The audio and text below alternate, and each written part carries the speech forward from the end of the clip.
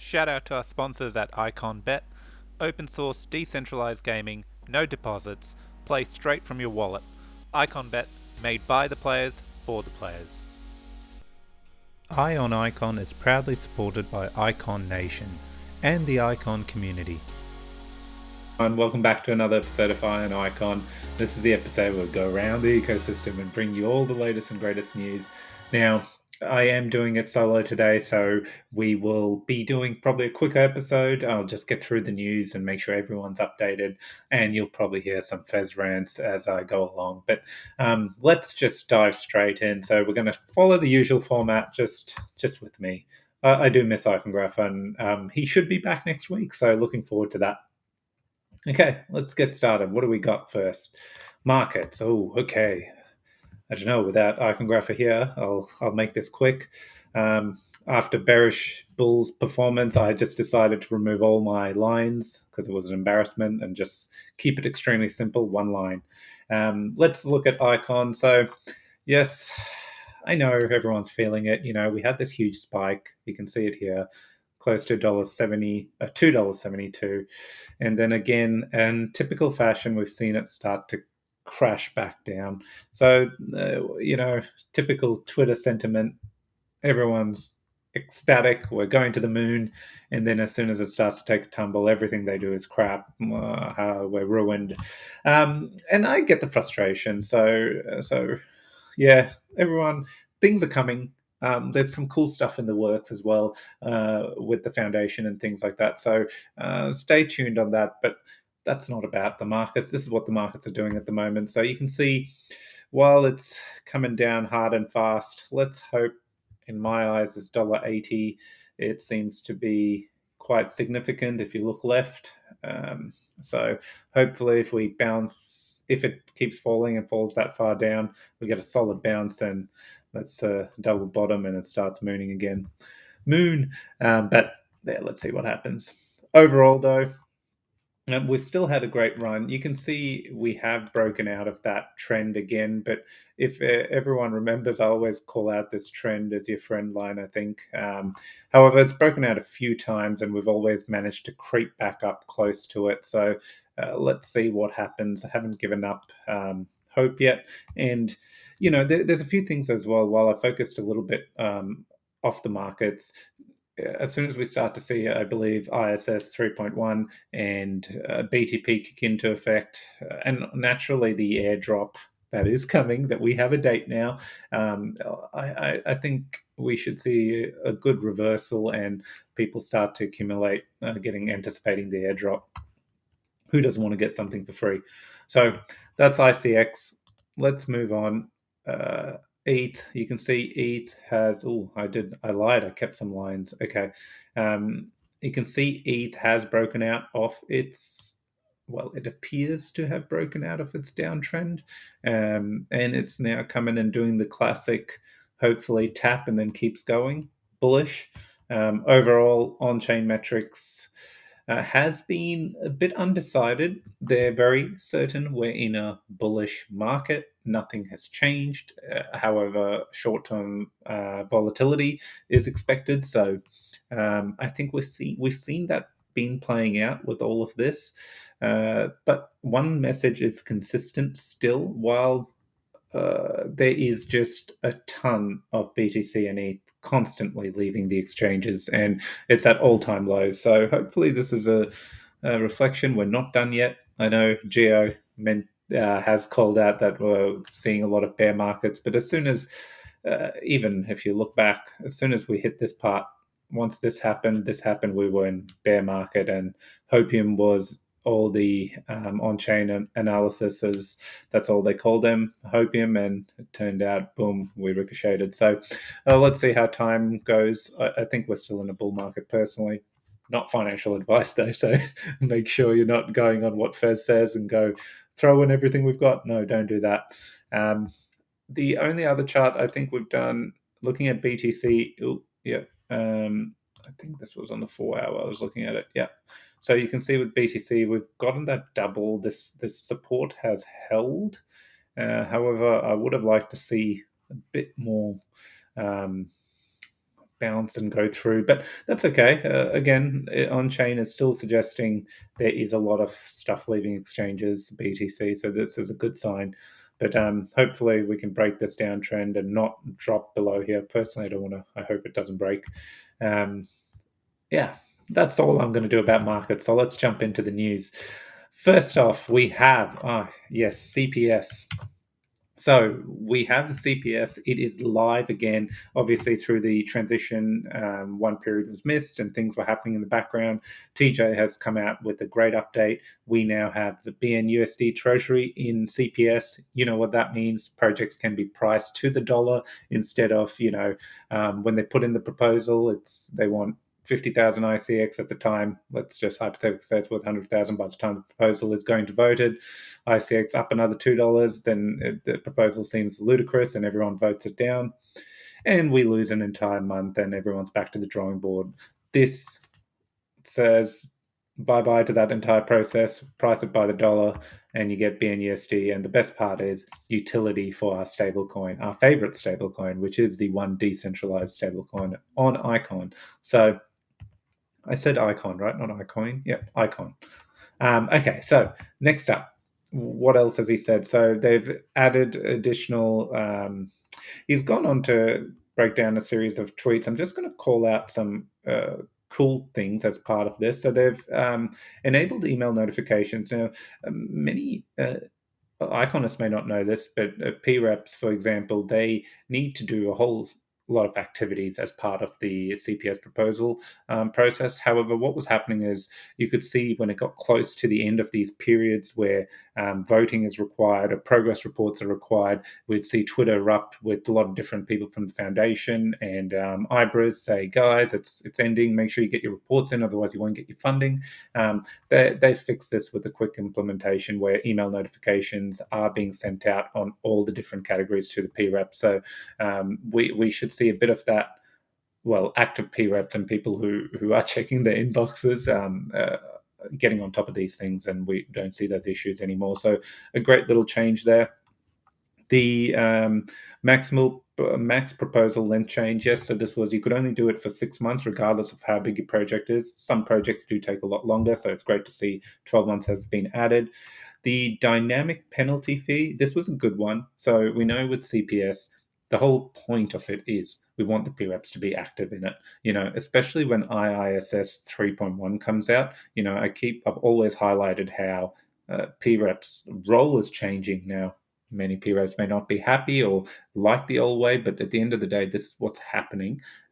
So their role is changing dramatically, and the goal here is that they should be actively partaking in network proposal governance and CPS governance. And this is one of the reasons probably a lot of the PREPs that say were lower in the top 100 weren't actively putting up and signing up to the process because they weren't earning as much as the top PREPs and they still had to pay fines if they missed voting timelines and things like that. And those fines were substantial, exactly the same to what the top PREPs would get. So we didn't get as much buy-in, I guess. And TJ, obviously, when he came into the role, he'd been having conversations with community members and all PREPs across the ecosystem. And this is why they landed on a dynamic penalty fee where it is now based on the size of the delegation rather than a fixed amount. And what was cool to see about this was the penalty fees that PREPs who missed out or have not paid and things like that, they've just been either refunded or just cancelled as well, so that they're not owing anything. And this is comes in line with, yeah, let's hit a reset. Okay, it didn't work. Yes, some people did pay, and as an act of good faith, here's your money back. Let's try this again. Everyone come together. We've reset based on feedback. And yeah, so it's good to see. I'm quite happy to see that actually taking place. So perhaps this is a chance, give this a go. We need everyone in there. I will call this out as well. It is, and I really hope now what we start to see is it's not just PREPs running to build. And if they they do. That's good because that's how they've set up their teams in the last couple of years. But I'm hoping people outside of the PrEP teams are starting to think about how and what they want to do for Icon. I'll come back to the best feature if TJ hasn't highlighted it in his thread. I hope he has. Otherwise, he'll be getting a good hounding from me. Landing page. This is a good one. I actually have it up. We have a beautiful new landing page. Um, it doesn't look outdated. It's back in touch in the crypto scene. We can see the icon logo all over it, and you can see these cool little bubbles, which TJ has called out will be updated a bit further. But it's cool to see 7 active projects, 17 projects have been completed. Here's what the treasury is currently, and this is a BNUSD treasury, so this is an ICX. Now remember, this is crucial to IISS 3.1 because inflation will then start to route into CPS. And I have confirmed, I know I said this, it may go block by block in one of our previous podcasts, but it is actually basically will get topped up when we claim our staking rewards. That's when the CPS treasury will get new funds injected in it. So every day we will see the entire, and if you remember, I call this, I don't have the sheet open, but there's a big percentage of the inflation that gets routed into CPS that would traditionally have gone to the PREP. So, and stakers, like let's not throw it all in the PREPs bucket, but and stakers is now routed directly to CPS. And day by day, we see that figure go up. More projects that hopefully get attracted and want to come in and build in the Icon ecosystem. Yeah, let's go back to the tweet. TJ had a few other good bits and pieces. Nope, that's it. Okay, so the part he didn't call out, which I also now forget, but well, I think that's a great summary of what's going on with CPS, and I'm really excited about these changes, by the way. And yes, what I did call out was the cool thing is when we launch the new IISS 3.1. This will be the real game changer for the CPS system. Okay, what else we got? Oh, this was cool. A bit of news from Icon Loop and their various integrations dropped. Now, this particular one is a shared logistics platform. I don't Look, it's good to see. I don't know. I know first thing when I see this news as well is like, is it using the public chain? I don't know with this one. I haven't explored it. Hey, who would be a good mob to actually get some answers around this? The Iconists. This is something they should deep dive. They're located there and they can actually find out information.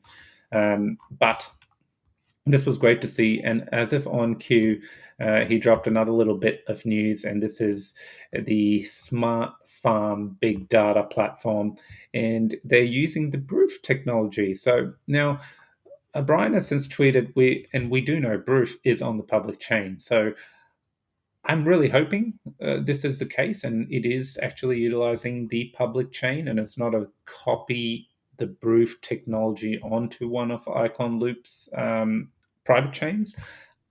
I'm speaking very honestly here. When I read the article, what I thought, I haven't fact checked this. So by default, we know though Proof is deployed on the public chain, and the fact that it's mentioning this would imply that hopefully there's a public chain interaction with this. But it was great to see after a long time of nothing coming out, a bit of this news drop.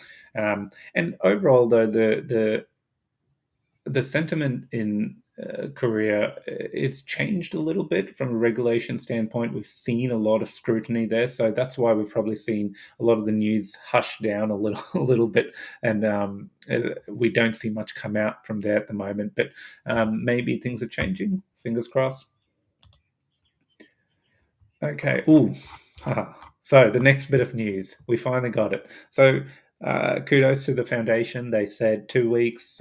They came out in 2 weeks right at the end and delivered some news. Now, full disclosure, I know people are pissed. They weren't expecting the vesting period.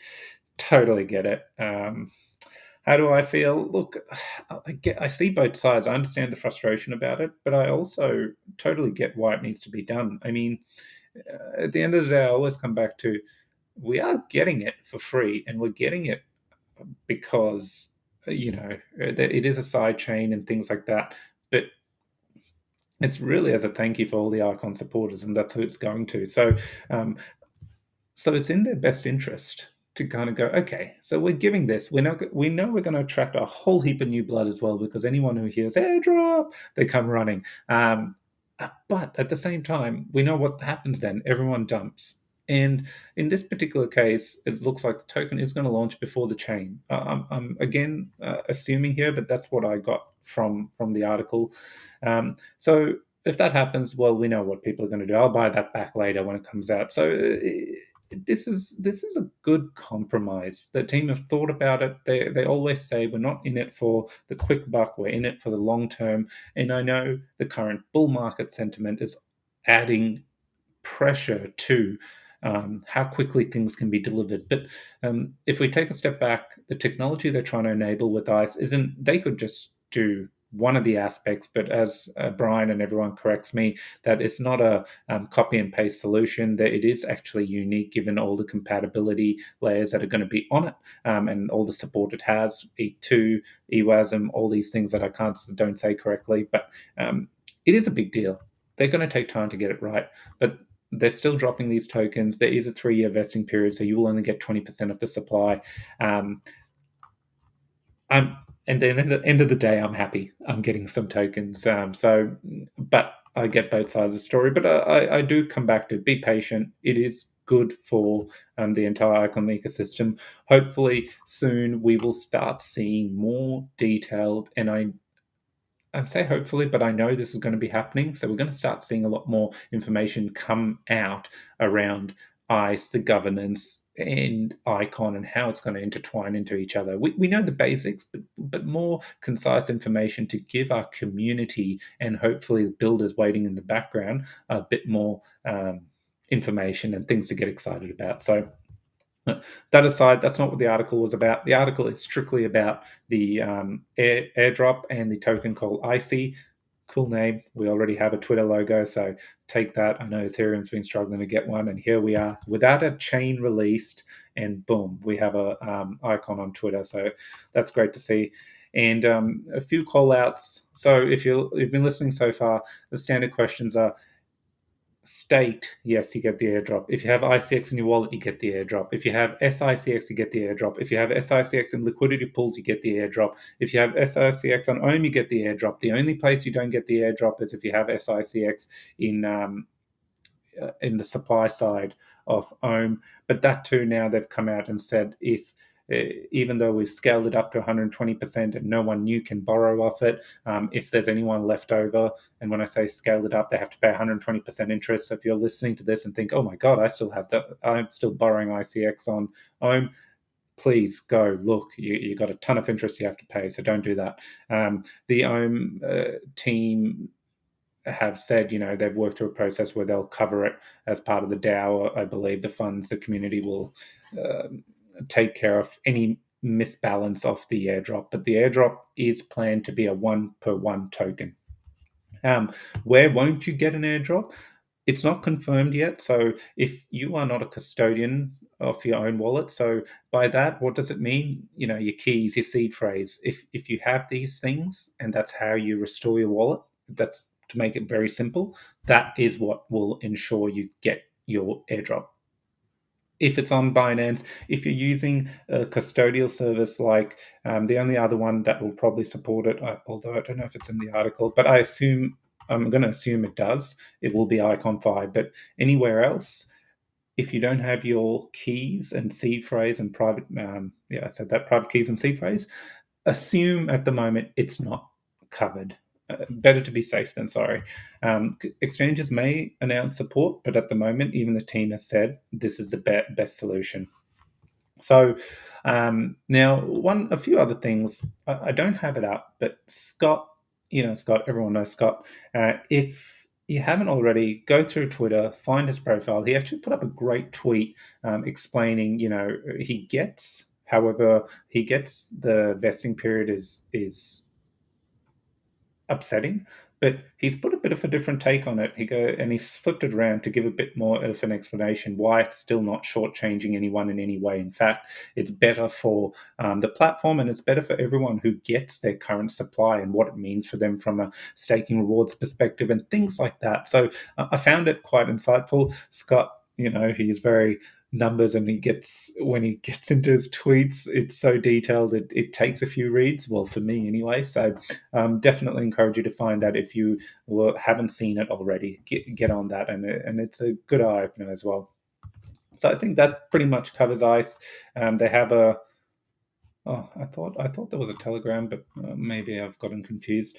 um, yeah, cool, let's keep moving on. Next up. Okay, now I'm covering this. I'm sorry, I'm going to be very uneducated on this. All I can tell you is what you're seeing here. So they're going to be airdropping 350,000 craft tokens to the original minters of Gangster Bet. Some things it's very hard to keep up now with everything going on, but I can see a lot of the community know. So what it means, but I haven't kept up with it, and shame on me. Uh, I do like, though, what they're doing, and I have mentioned a couple of times that we will cover off the governance and the GBET token. By now, you're probably already aware, and I'm a bit too late to address this, but I will, when Icongrapher comes back next week, it's a few of the topics we'll tackle together because he's great at giving those breakdowns. Okay, next up. Okay, let's move on to Balance News. So, Balance just called out the APIs have been unstable since the launch of Icon 2.0, and they've just formally addressed this, and they're looking into it. Now, this actually brings one quick point I want to talk through as well. So, look, I get we're now Icon 2.0. It had been so long in the making and coming. It took its time. Here we are. And the team were hopeful, like within 2 weeks, we'll have BTP launch with our first partner. Obviously, it's been 2 weeks, more than that, and we haven't had anything. So I can understand our community getting restless, wondering what's going on. There's not been really a formal point of communication around what's transpiring, which I also get and understand the frustration and feel it as well. Doesn't mean it's not being addressed. Um, at the same time, uh, what I want to tell you, and this is what we know, is post the upgrade, there were fixes that needed to be made, usually hot fixes, patches that come through in the background. Everything's working perfectly, but they had to get these things in place. The team has been working effortlessly, tirelessly to get these fixes in play, but until they're all done, they can't move on with the BTP section. And one of the things in the background, even when I go asking for updates, because I love a good hounding session, um, they tell me that, like, Fez, where we also want to give a timeline, but some of these updates have taken a bit longer, and we're chasing down and making sure, and we don't want to communicate and then not deliver. So this is always on the forefront of the foundation's mind when they're working through things. They're very they are seeing all the feedback, and they don't want to make any missteps, especially if they have made, or the community has perceived something has happened like that. They then really step on the side of caution. So again, I just want to draw on, this is the primary reason why we're not seeing a locked in date for BTP. But you can already tell if you're not part of the Icon Discord, which, by the way, killer job, Arush and John, doing moderating it and looking after the community there. You really should get in there. You can actually ask these questions. And we've got everyone who jumps in and actually gives the answers you want to hear. They're being very direct, open, and honest as to what's transpiring. It's all happening in Discord. It's probably not as much on Twitter. Something to take note of. But this is happening, and once that's ready, they will communicate a go live date for BTP. So stay tuned. As you can see, they're always finding little bits and pieces, part of the upgrade that they need to fix. So it's part and parcel of technology, unfortunately. But I do agree with community. I'm very big on this. Doesn't matter. Let's get some updates. This is what's transpired. This is where we're looking at, and we'll keep you updated if this changes. In my eyes, that is good. That is solid. good communication, and that's what I personally believe I would like to see, and what the community would like to see as well. So, and they've taken that feedback on board and are working on it. So I almost feel like I'm doing a Dan here and just not dropping news and giving hints and bits and pieces. Yes, he's teaching me well. Next thing, we got Scott. This was a great one. I also love when he does these comments, just highlights on that particular time we saw BNUSD giving a ridiculous 30% APY. So he shared a bit of insights around his favorite trades. Now, this is kind of a good one to call out because a lot of the times as well when we're getting rebalanced, um, one thing that happens is we run in balance to purchase. Now, that's not really, and what's happening there is we, many of the times the price keeps dropping when we purchase, sometimes we end up better. But really, the solution to the rebalancing and to come out on top is kind of following what he's showing here, but tweaking this BNUSD. It is when you get rebalanced using a stable coin on the exchange to buy ICX, because then you're always getting it cheaper to what it got sold for while you're getting rebalanced. And I've seen Brian and everyone share these strategies as well. So I changed the topic, but I felt this is a great strategy, and we could touch on rebalancing as well to highlight that you can use that tactic as well to come out on top from the constant rebalancing that happens. And if more of us use that strategy, by the way, less rebalancing should be happening, because at the moment, when we get rebalanced, everyone's going to do the same thing and it's counteracting all the rebalancing. Is that how it should work? Is that mainstream? Those are the questions that I won't go into without Icongrapher here to ground me. Um, Level me, I should say, not ground me like I'm in some kind of school. Continuous rewards. Let's get back into balance news. So we can see, Ohm has it. What Home has, you see block by block, the rewards keep going up. Balance is getting it soon. It's a big update. They're being cautious, but we've already seen, although I haven't checked my rewards, but it has been happening. So fees are being paid out in those 3 tokens now instead of everything else. And this was the other big update that was coming through. And mind you, auto rerouting. So you pick any pair and it automatically routes and gives you the best outcome. That's already live. So this was the final big piece of the puzzle, and it's coming next week. So here's an example of balance. They've been always out in front communicating changes and upgrades, and if change in timelines or issues. These are the kind of things we'd like to see everyone in the ecosystem adopt. Well, I would. Okay, over to Ohm News now. I covered this, so I won't touch on it too much more. However, it does have a bit of a breakdown in the documentation of how that will work with the airdrop. So I'll just skip past this. Next up, now, if you didn't know already, and you should, the Ohm is a DAO. When Dakey was Dakey and Parrot 9 and were putting things together in the background, they went and called on a lot of community members, different community members, Arush, myself, and a few others, Steve, who do those great videos in Monks Academy. And they labeled monks because it sat with Ohm, that whole synergy there. And the goal for the monks was to band together community members to start doing stuff for the protocol. That could be driving adoption, just managing the Discord, helping people, whatever it may be. So that has been always happening in the background. Kudos to Arush, who's really taken the charge on that front. Now, as we've been having, he sets up monthly meetings between all the monks, as we've been discussing.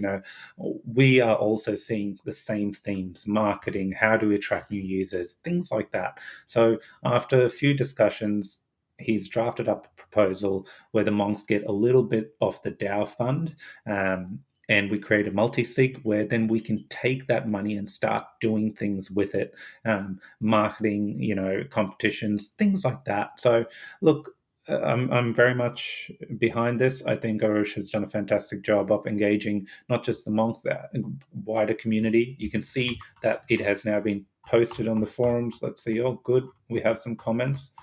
look at that. You can see people getting very active, which is great. And this is what we want to see. So get in there if you have some views or you want to see what we're talking about, what the proposal is. He's any costs he's asked for money wise, how it will work. He's explained it in great detail, and yeah, overall, really excited, and hopefully this comes to fruition. I am involved in the proposal as well, so full disclosure. So that's not the reason why I'm saying I want it to happen. I actually believe these are the next steps. Are DAOs, especially DeFi DAOs that balance and ohm, we should be doing. It's everyone's like when. Now we've got community members. They're putting plans in place. They want funds to go out there and start doing things as well. And we need to spend money to bring people in. And it can't just be CPS. These DAOs are building. They're funds that should be used now. So I am completely on board with this. I really like. I was very vocal on changes, and Arush and the team agreed, and they put in changes as well based on everyone's feedback, and come to the community now for that final step of approval. So get in there and have your say. Okay. Ooh. Um, um, Next up, what do we have? Yes. So IconFi, so user survey. If you haven't, get in there. They want to know. They want feedback. They want to learn. So, and they give you 2 ICX. Well, I didn't know this. Hang on, guys. I'll be back. I kid. After the podcast, I'll do this for my 2 ICX. But great incentive. Like, yeah, I don't know. I get those Google surveys. You get this app, and then every randomly you'll do the survey, and they'll give you 30 and 40 cents. I do those. So 2 ICX. That's ridiculous. Google doesn't pay out that much. So get in there.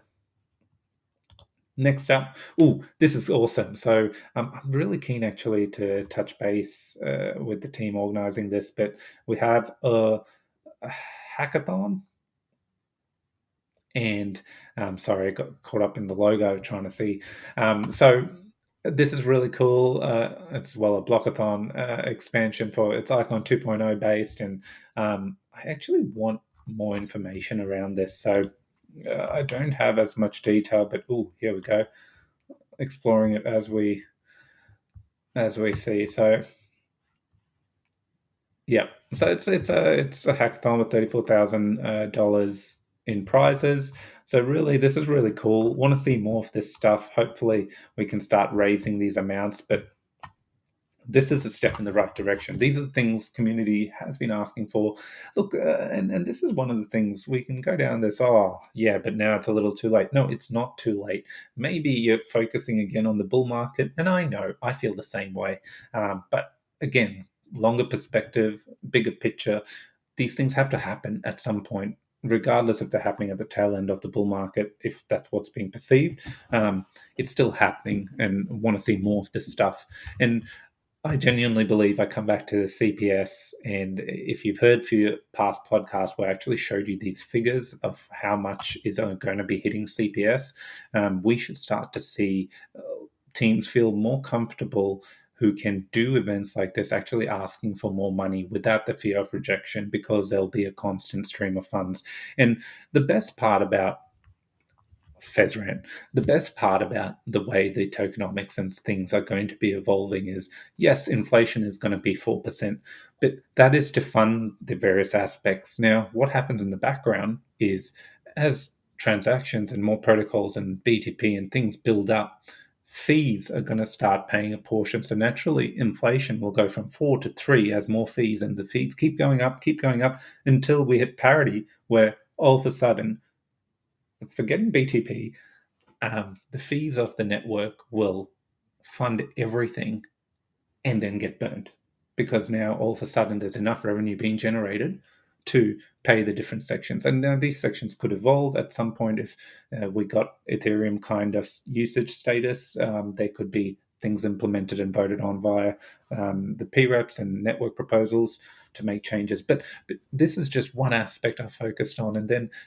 once CPS is topped up, it burns automatically. Once BTP fees, get auctioned, they go to CPS. If it is topped up, it gets burnt. All of a sudden, you've got two mechanisms topping up CPS, which is leading to the burning. And you can see this deflationary narrative evolve and come to fruition.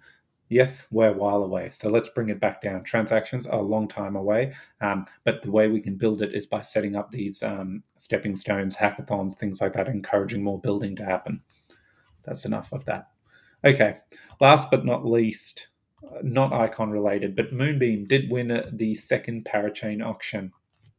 Now, this is quite cool. So there's guaranteed a spot on the way Iconographer says spoke of the wheels with polka dot in the center. Um, uh, what does it mean? Remember, while any of them connected to Polkadot then can talk to each other, Moonbeam now can also talk to everyone out of the Polkadot ecosystem via BTP. But why aren't they saying anything about it? There's announcements coming. There's things happening. You're going to hear a lot more about that. So we're going to start seeing our partners talk about BTP a lot more, if not lit like within the next week, I would guess. But that is coming. So patience. I've seen a lot of Twitter comments and rage around this. It's happening. Again, this is that piece of how quickly the information is not coming through to the community, and it's probably causing a bit of frustration with the bull market added, but it's coming to fruition. So let's hold up and see what happens in the next week. Now, that's all I have for the news. I will quickly bring it back here. I don't have anything else to add. So, as usual, thanks everyone for watching. If you haven't already seen the live stream we had with Dan the Man from Project Nebula, today is Friday. He was like a rock. He would not give any alpha. Well, he gave plenty of alpha, but he wouldn't give the secret alpha that he wasn't allowed to give, which was dropping today. So, we tried to pressure him. He didn't break. So, that news should drop any day today, I believe, any time today. So keep an eye out. There's a lot of exciting stuff in that update, I believe. Overall, thank you for listening.